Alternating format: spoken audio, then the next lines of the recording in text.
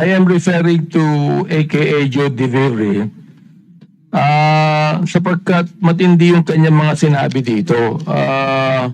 Gusto ko talagang makita siya at makausap sapagkat dito minura niya ako. At ang sabi niya, panay kabobohan sa quad. Sayang kuryente sa'yo. Bigyan mo sa kanya. Ano yung pack you? Yung pack you. Hindi ko alam yung pack. Huwag mo na sabihin. Congressman lang. Tutuloy ko lang pumunta.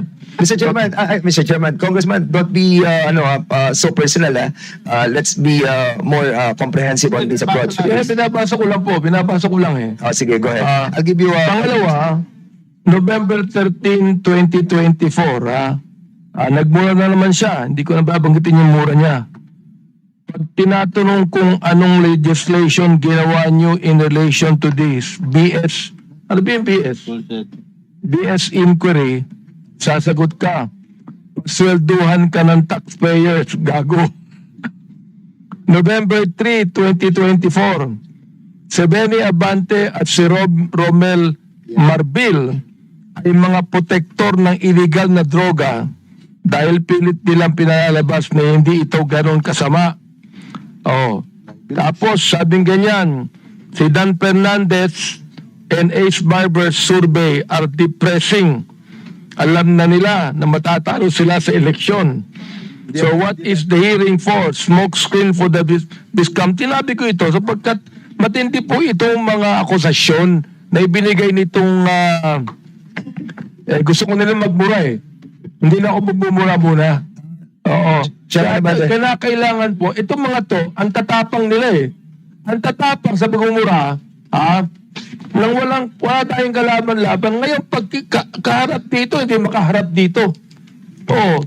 Mga takot din pala yung mga yan Please hold your fire, please. I'm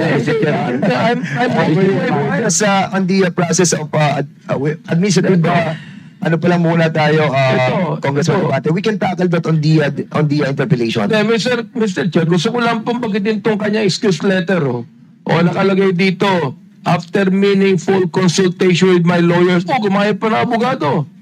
I have decided to respectfully decline. Respectfully? Minumura tayo, respectfully? To share my knowledge on matters. Hindi knowledge ang kailangan natin. The lawyer, if this is like... Ask the lawyers kung libelous yung ginawa niyo o slander. Nakalagay, I would like to categorically state that I am neither paid by POGO operators. Hindi na pinag-uusapan. Pinag-uusapan natin yung mga sinabi niya. Tapos respectfully, Elizabeth Joey Cruz. Nakikinig po sa atin ngayon, nanonood ngayon. Humarap ka dito, kumatapang ka. Hirap sa iyo, nagmumura ka nang dyan na wala kaming kalaban-laban. Humarap ka dito. Dito. Ang problema ko kay Abante is his performance. His performance as a congressman.